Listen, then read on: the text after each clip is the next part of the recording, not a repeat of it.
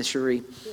Well, guys, it is so good to be back with you. Thomas, if you were here last week, Thomas was leading us in our teaching, and I'm so thankful. Had the opportunity to catch up with the sermon from last week online, and I'm very thankful. As I was listening to Thomas from the sermon online last week, I was specifically thankful for the fact that the message was just so simple and just straight out of the Bible. So thank you for that. Thank you for standing and leading. Many have asked, where were you guys? And so this past Sunday, we took some time to just go to a church in the community and to visit, to serve as a guest. Mandy overheard Hannah talking with one of our church members, and they were asking Hannah where we were, and Hannah said, we just needed a break. We just needed a break. And while that's not the truth or completely the truth, we were thankful to be able to get away and to serve in the capacity or experience the opportunity to be a guest at a different church. And it's been many, many years since I've really done that, but I want to do that on a regular basis, at least once a year, to go to a local church and to just see what God is doing in the life of the community here and to be a part of a worship gathering outside of New Life. And so thank you for that opportunity. Thomas faithfully taught us last week from Ecclesiastes chapter 9, and this week we're in Ecclesiastes chapter 10. Now, as you're turning to Ecclesiastes chapter 10, I wanted to kind of give you a vision for where we're going coming up in January, and then even into the later part of next year. I like to plan out the sermon content and to have a good roadmap for where we're going a year in advance, and so I've been doing that, and I think I may have mentioned this to you before, but we're going to be in the book of Nehemiah beginning in January. We'll have a Sunday, first Sunday in January, kind of an off Sunday as far as a series, but then pretty quickly we'll jump into the book of Nehemiah. Now, let me encourage you to just get familiar with the book of Nehemiah. I think it's always a good thing to think about the time, the setting, those things, and to really do a little bit of homework before we dive into that as a congregation. There is a book that I would recommend to you. I think it was printed in 2014. It's actually a study through the book of Nehemiah, and it's written by D.A. Carson. And the name of the book is Rebuild. There's actually some video sessions available for you online to work through that, but it'll give you a really good vision for the book of Nehemiah as we work through that. I think there are 13 chapters in the book of Nehemiah, and so we'll be in Nehemiah for a large part of the winter and through spring, and I'm certainly looking forward to this book. I've never preached through the entire book of Nehemiah, so this will be a first opportunity for me to do that, and I'm really, really looking forward to that, and I know that you will be encouraged. And then we'll make it through the summer, and then our fall series is going to be focused on the book of Hebrews, so we'll be working through the book of Hebrews in the fall. And again, I've been working through that content just in my personal time and trying to prepare and get ready as I think about the fall and really 2020 and what God is saying to our church. And as I've worked through the book of Nehemiah, one of the things that we've talked about here at New Life is the idea of advancing the gospel to the next generation. And when you say that, when you communicate that, it's almost like passing the gospel down. You're passing the gospel down to the next generation. And so I think the failure of the communication of that phrase is the reception of the gospel. You know, it's the idea of passing it down, but it's true for every generation that we're going to be people who pass it down. But what about those who are receiving? And so that's really where our study of Nehemiah is going to come into focus, because the title for the study of the book of Nehemiah is going to be this idea of being faithful to the gospel, receiving the gospel faithfully, and the idea of embracing what has been passed down to you. And so we're working through that, looking forward to it. But for our purposes today, we're in the book of Ecclesiastes. We have this Sunday and then 2 Sundays following, and we will finish the study of Ecclesiastes. We'll have 2 Sundays as we close out the year in December, and then we'll look forward to jumping into January and then eventually into our series in the book of Nehemiah. Now, specifically for our text today, I wanted to let you know that Solomon wants to help us think about wisdom and folly. As he's been doing throughout the book of Ecclesiastes, he's been talking to us about wisdom, and he's been talking to us about folly. And he's going to show us that folly is the absence of wisdom. If you think about foolishness or a fool or folly, those are all used in the Bible as the same word. And basically is going to say that this is the absence of wisdom.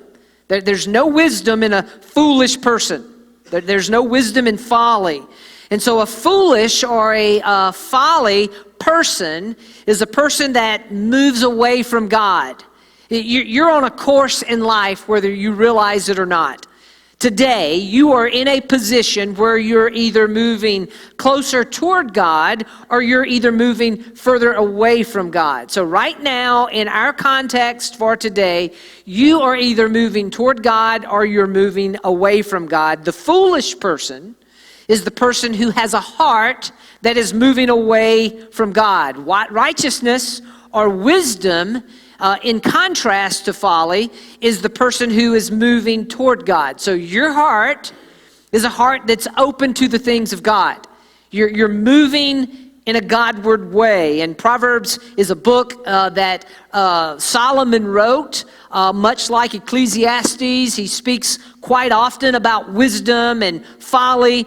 And in Proverbs chapter 10, verse 23, I wanted to read this for you before we dive into Ecclesiastes. He says this: doing wickedness is like sport to a fool, and so is wisdom to a man of understanding.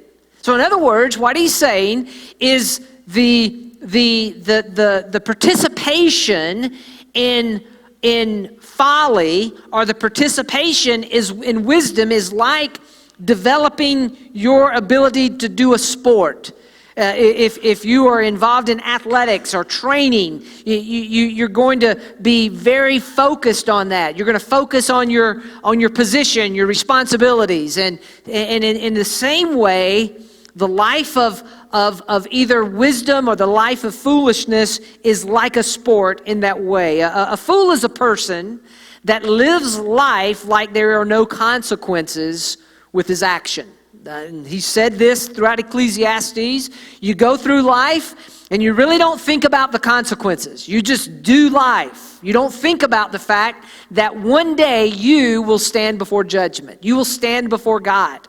And so the things that you do don't really matter now, because that's so far off, you don't really care. And so that's a foolish person. A person that is wise is a person that's guided by the Word of God.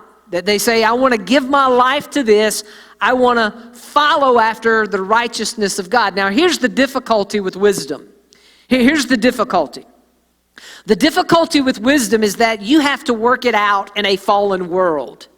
You have to work out following God's Word in a fallen and broken world. And so in chapter 10, Solomon is going to show us basically the anatomy of folly. This is what folly looks like. This is foolishness. This is the makeup. This is the anatomy of folly. Ultimately, he is going to say that when you look at folly and when you contrast wisdom, you're going to see that wisdom is going to turn out better. Wisdom is better. He's been saying that since chapter 7. He's been making the plea for us that we do live in a fallen world, and because of the fallen nature of the world that we live in, things are just not fair. Things are not normal. Things are not natural. Things are not fair. You know, just because you do right, you seek righteousness in this life, doesn't mean that you're going to get a raise at your job. Just because you do right doesn't mean that you're going to get a pat on the back. And so he's helping us see that we're in this dilemma where we are under the reign of a fallen world. But he's going to say, even still, wisdom is better. Now, the thing I want you to know about chapter 10 is that chapter 10 serves as a summary of everything that he's been saying about wisdom and folly. It's a summary for us. So, chapter 10, we have 20 verses today.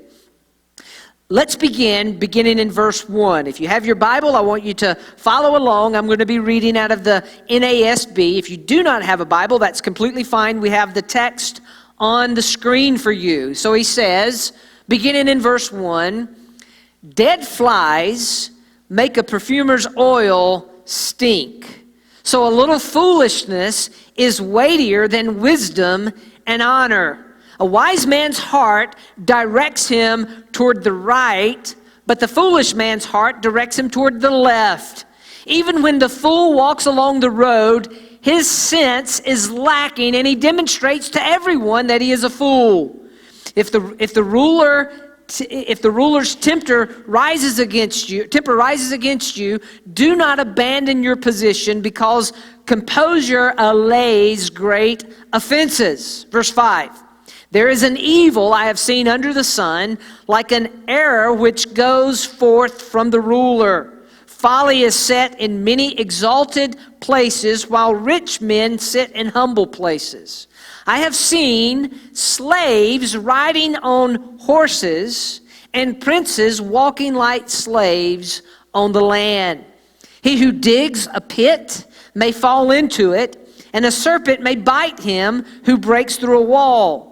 He who quarries stones may be hurt by them, and he who splits logs may be endangered by them. If the axe is dull and he does not sharpen its edge, then he must exert more strength. Wisdom has the advantage of giving success. Verse 11.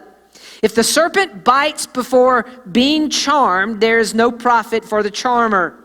Words from the mouth of a wise man are gracious, while the lips of a fool consume him.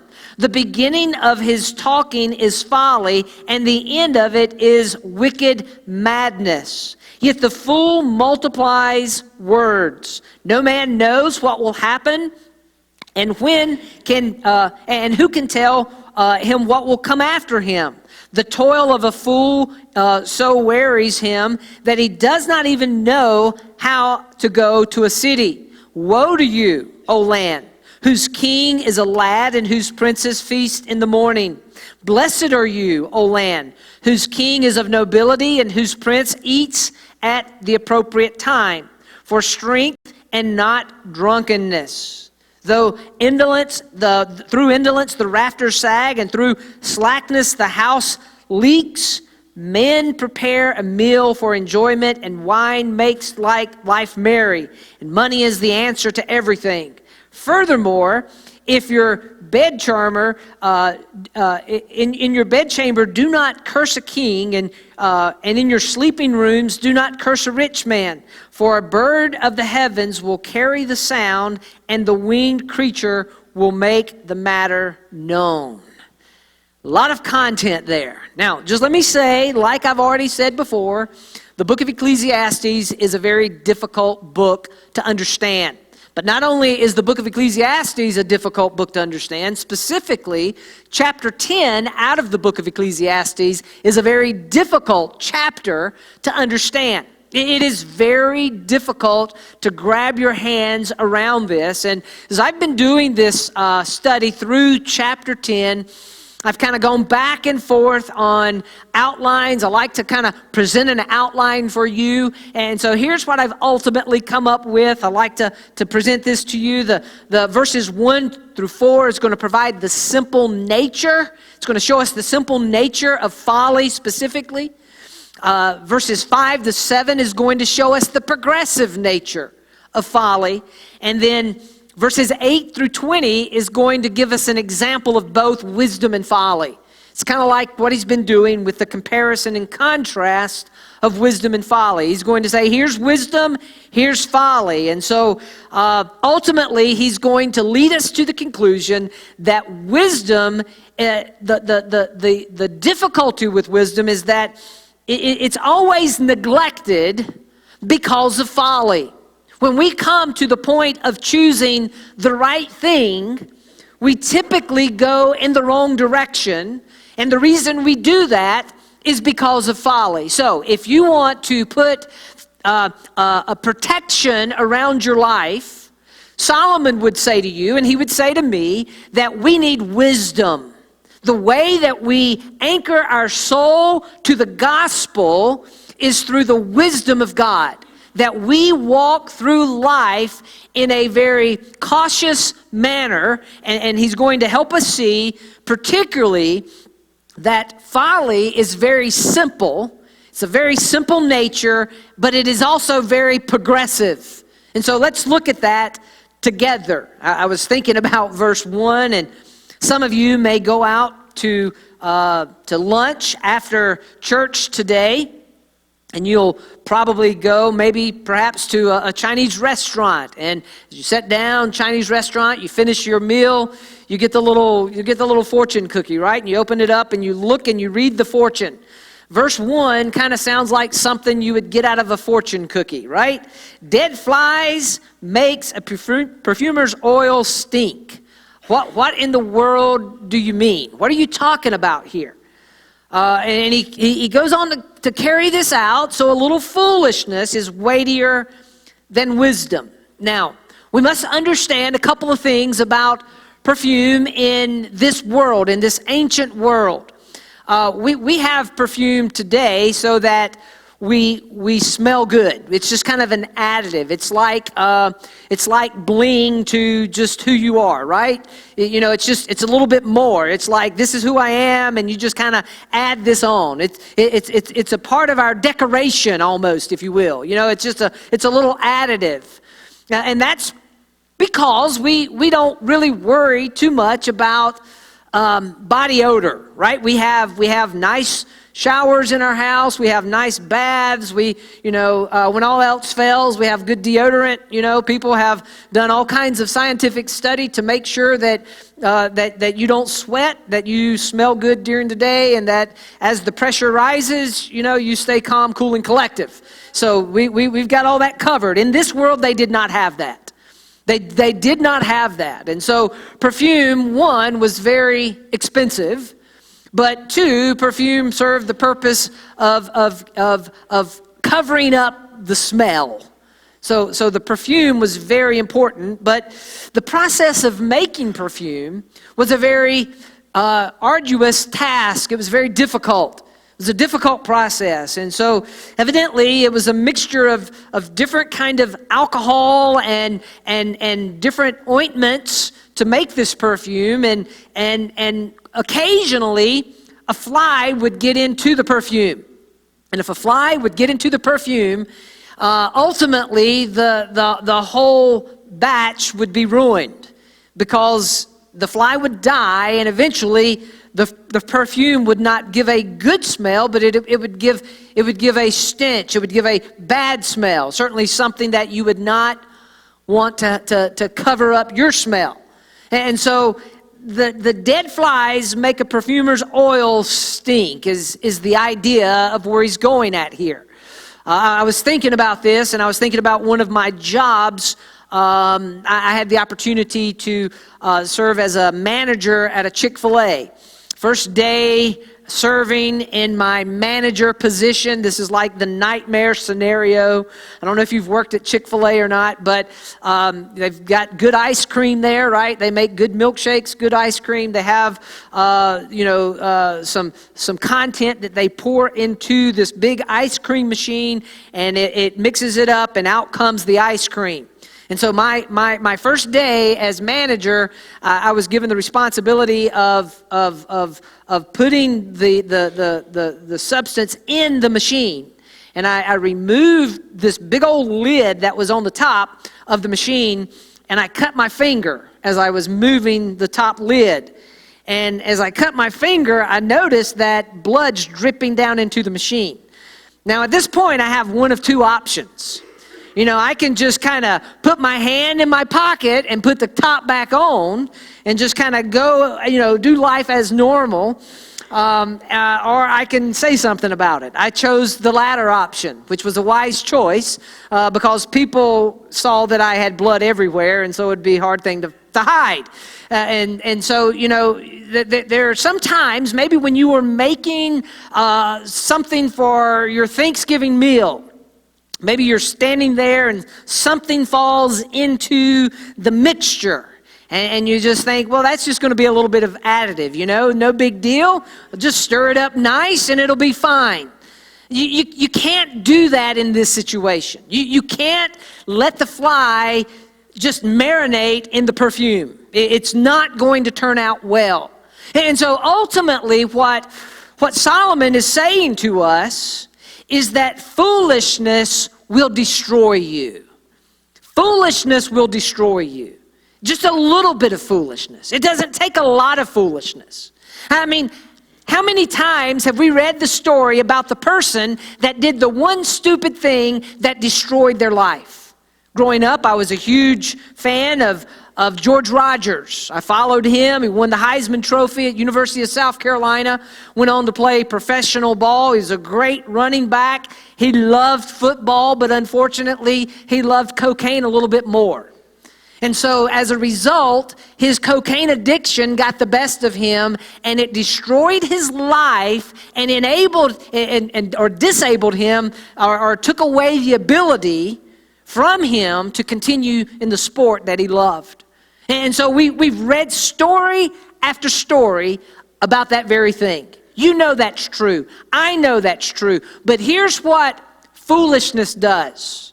Foolishness says, I'm not going to get caught. Foolishness says, it's only a little bit. I'm only dabbling a little bit. We've said this many times before. Hear this. Sin will take you further than you ever wanted to go, and it will keep you longer than you ever intended to stay. And that's the truth about wisdom, and particularly about folly, foolishness. A little foolishness can override wisdom, is what he's saying here. Just a little foolishness. Notice verse 2. A wise man's heart directs him toward the right, but the foolish man's heart directs him toward the left. Now, before some of you get too excited here, this is not a Republican or Democratic verse, okay?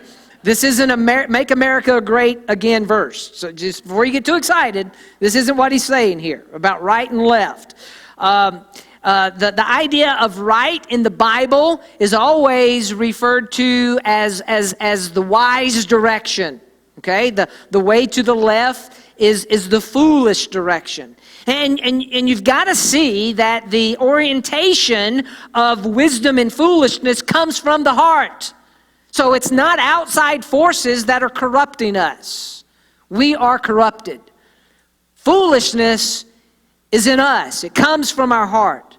And thanks be to God that He bore our foolishness. He took on our foolishness.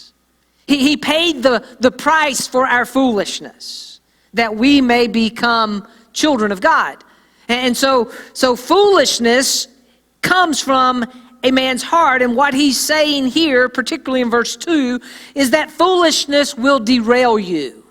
It will get you off track. It will lead you in the wrong direction. And again, this is just the idea of the simple nature of folly. Notice verse 3. Even when a fool walks along the road, his sense is lacking, and he demonstrates to everyone that he's a fool. I don't know about you, but I've seen that person quite a bit. I mean, you just look at them walk down the road and you think, that's a foolish person. That guy doesn't have a lot of sense. I was coming down Cypress Garden Road the other day, and there's a guy literally walking in the middle of the road. And cars are going over into the other lane to kind of pass around him. And I'm like, I'm not doing that. I mean, my car's bigger than him. You know, I'm going to make him go around me. This guy's foolish, you know. And so I wasn't following everybody else's direction. I'm like, this guy's going to have to go around my car because I have the dominant position here. And so you can see the fool walking down the road just by the way he walks, by the way he carries himself. And what he's basically saying here is that foolishness is obvious. Listen, if you are foolish, you do not have to announce it to anybody. Trust me, you don't have to make the grand announcement. Hey, I am a fool. Listen, everybody knows it. And how do people know that you're foolish? They know that you're foolish by what you say, and they know that you're foolish by what you do. The words that come out of your mouth demonstrates the foolishness in your heart, and the actions that follow demonstrates the foolishness within your heart. Now, verse 4, very interesting verse. Solomon is going to say, because you live in a fallen world, you will be pulled toward folly. In other words, because we live in a fallen world, we will be under the influence to go toward a foolish way. We'll be tempted to give in to the foolish errors of our life. And you see this in verse 4. If a ruler's temper rises against you, do not abandon your position, because composure allays great offenses. I love this. If a ruler, the guy who is in charge, for whatever reason, he looks at you and he says, I'm angry at you. You're doing wrong. This is kind of the modern day Daniel scenario in the Old Testament, or the modern day Shadrach, Meshach, and Abednego scenario in the Old Testament. They're people who are standing for righteousness and refuse to bow to the request of the king. They say, no, we're gonna stand for what's right regardless. And so that's the picture here. He's going to say that because of the fact that we live in a fallen world, we're going to be tempted to do like everybody else and move over into the other lane and let the fool just have his way. But he's saying, particularly when you're in front of a person who has power and authority, don't back down. Maintain your position. Don't give in to the foolish way. Don't give in. Why? Don't abandon this. Why? Because composure allays great offenses. In other words, what he's saying is that there is hidden strength in confidence. I just love reading the story of Daniel. I love reading the story of Shadrach, Meshach, and Abednego. I just love it. I mean, the Mystery Marvel has nothing on those guys, right? I mean, you know, you can throw us in the fiery furnace, but we will not bow down to you, because that's not right. We're going to stand for God. We're going to stand for righteousness. I love that. And there's a hidden strength in confidence. Because you're in a fallen world, you're going to be tempted to give in to that. So notice, wisdom is governed by righteousness, is ultimately what he's saying. And ultimately, it is still better than folly. The wisdom is the better option. Now, notice the progressive nature of folly, verses 5 through 7. The progressive nature. There is an evil, verse 5, I've seen under the sun, like an arrow which goes forth from the ruler. And here, the ruler is supposed to be wise. The way a person becomes a ruler is that he's a wise person, but here the ruler is not acting in wisdom. We mentioned this before in the Hebrew culture and Judaism. The king would stand, as he was anointed king, he would stand between two pillars. One of the pillars was named God establishes, and the other pillar was named He is strength. And he would stand before both pillars, reminding himself and those before him that it is God who has established the position. And it is God who is the strength to maintain this position. And he would take an oath to lead before in a righteous way. Verse 6, folly is set in many exalted places, while rich men sit in humble places. Verse 7 is very interesting. I have seen slaves riding on horses and princes walking like slaves on the land. What in the world is he talking about? Maybe another fortune cookie option here. I mean, slaves riding on horses and princes walking like slaves on the land? What's he talking about? Now, one of the reasons we have a difficult time understanding verse 7 is because of our idea of slavery. Our idea of slavery is that slavery is bad, and it certainly is bad. Slavery is a bad thing. And in this culture, it's very important to be reminded that slavery was a class issue. It was a class issue. And we live in an egalitarian world where everybody is equal. We like to think in that way, but the reality is everybody's not equal. Some people are smarter than other people. Some people are taller than other people.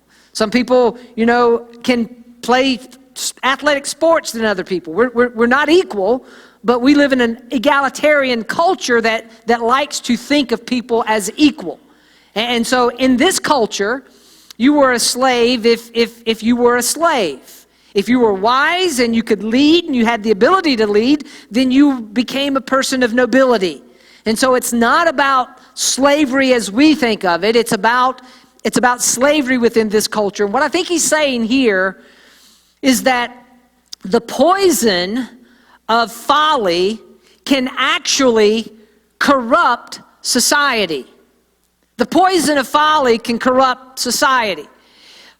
Folly can get in the workings of the hearts of individuals, and it can produce a thing where we say in a foolish way that a guy can be a girl or a girl can be a guy. That's what folly does. And we say okay to that. And that is the foolishness that's being worked out in the hearts of people. And so God made, unapologetically, He made men and He made women, and we're made different. Guys can't be girls and girls can't be guys. It has been given to you by the Creator. And so foolishness would look at what God has created and said, oh, we can reverse the roles. That would be foolishness. And so what happens is foolishness works in our hearts in such a way that all of society is now corrupt. We think this way. And now he's going to give us some examples in verses 8 through 20. He who digs a pit may fall into it. Serpent may bite him, breaks through a wall. Just let me let you know what he's talking about here. If you build a pit, it's usually for catching the prey. And so the idea here is that a person builds the pit, they actually fall into their own trap. The wall idea is many times they would put in the wall as a form of protection, poisonous snake, so people could not break through the wall, because if they broke through the wall, they would be bitten by the snake. And maybe that's the idea that he has in mind in verse 8. He who quarries stone may be hurt by them. He who splits logs may be endangered by them. So if I go out, regardless if I'm a righteous person or a foolish person, if I go out to split a log, I could fall into some sort of danger, irregardless if you're foolish or wise. A wise person is going to increase his chances of not falling into danger, but it's systemic across society. Wise people get hurt. Fools go unscathed. That's the disadvantage of living in a broken world. Our world is unpredictable. You may endanger someone by working is the idea here. Nevertheless, you need to continue to work in a smart way. I was reading an article about people who were, two guys that were wanting to cut the hedges around their house. They didn't have any hedge clippers, so they decided to pick their lawnmower up and put him over the hedge. Guess what? They picked the lawnmower up. That's a foolish person. They didn't think that one through. So if you're foolish, chances are you could really hurt yourself. So be careful. Be careful when you're splitting wood. Be careful when you're cutting grass. Work smart. And he says this basically in verse 10. If the axe is dull and he does not sharpen its edge, then he must exert more strength. I mean, that's just wisdom, right? You don't want to cut wood with a dull axe. Wisdom has the advantage of giving success. It's very important to understand. Here's some more examples of wisdom and foolishness. Notice verse 11. If the serpent bites before being charmed, there is no profit for the charmer. In other words, you've seen the guy on like Indiana Jones. He's charming the serpent, and he's trying to calm him down so he can get him and take him out of the village. This is the charmer that's not a wise charmer. And he says, instead of playing the full song, I'm just going to give a snippet of the song. I'm going to charm real fast. He goes after the serpent. He gets bit by the serpent. He dies. That job was of no advantage to him. So this is what he's saying in verse 11. Words from the mouth, and in the Old Testament, foolishness is often related to what we say. Wisdom is also often related to what we say, the words that come out. Notice what he says in verse 12. Words from the mouth of a wise man are gracious, while the lips of a fool consume him. Some of you were around that person during Thanksgiving. You don't have to call any names, but they said all kind of foolish stuff. Verse 13, the beginning of his talking is folly, and the end of it is wicked madness. It's foolishness. In other words, what he's saying here is that folly erodes wisdom. Folly has the propensity to erode wisdom. Verse 14, yet the fool multiplies words. No man knows what will happen. Who can tell him what will come after him? Verse 15, he's going to say that you need to apply wisdom often and you need to apply it early. So if you're young, start today applying wisdom. This is what he's going to say in verse 15. The toil of a fool so wearies him that he does not even know how to go to a city. So he's given his life to a life of foolishness. When he talks, everybody knows that he's foolish. When he walks, everybody knows that he's foolish. He don't even know what he's talking about. And so apply wisdom often and apply it early is the idea here. Verse 16, woe to you, O land, whose king is a lad and whose princes feast in the morning. Foolishness, in other words, will ruin a nation. And then he says, blessed are you, O land, whose king is of nobility and whose prince eat at the appropriate time for strength and not for drunkenness. In other words, righteous leaders are a blessing to the people. If you're under a righteous leader, the righteousness of that leader is a blessing to his people. Here's the legacy of foolishness in verse 18. Through indolence the rafters sag, and through slackness the house leaks. The word indolence there is the word laziness.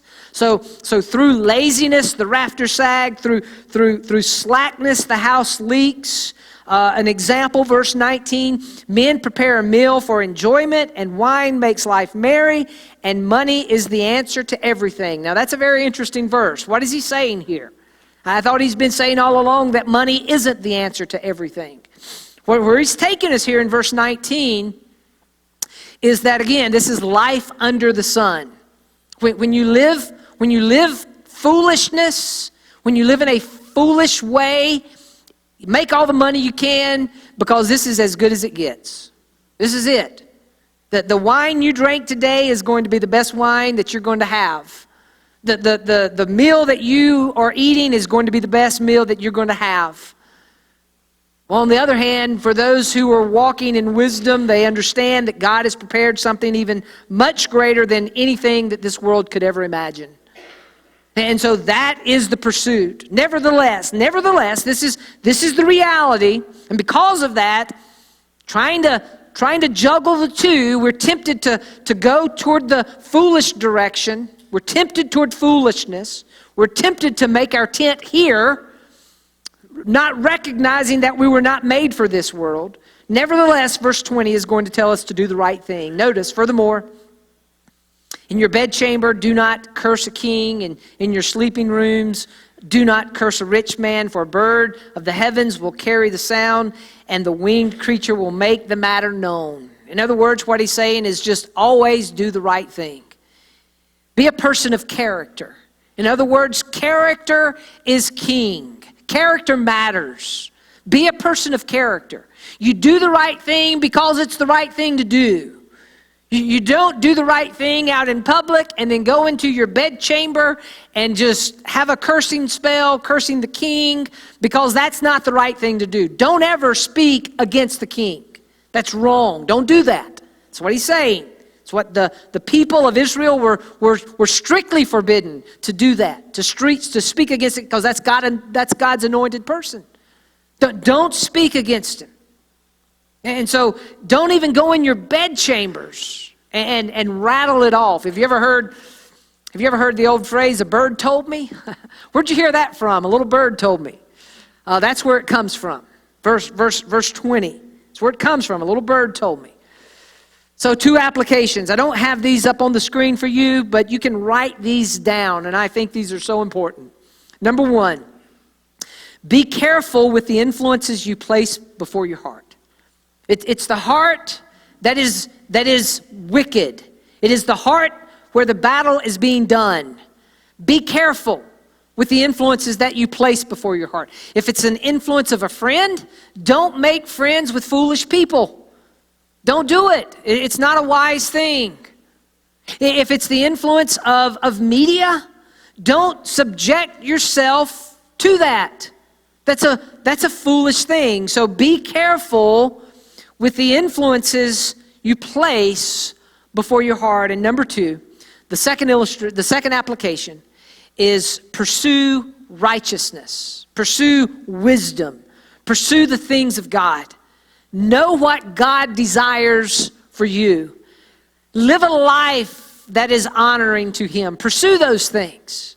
Do it at a young age, and do it often. I can't tell you story after story that I've come across where the guy ends up in prison and he says, if I could just go back and do it again, I would listen to my grandmother. I would listen to what my grandmother told me. If I could just do it over, wish I had another chance.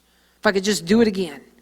So do it young and do it often. Don't fall into the folly of saying, oh, I'll just kick the can down the road and do it at another date. No, you want this to be a part of your character, to be a part of who you are. Let's pray.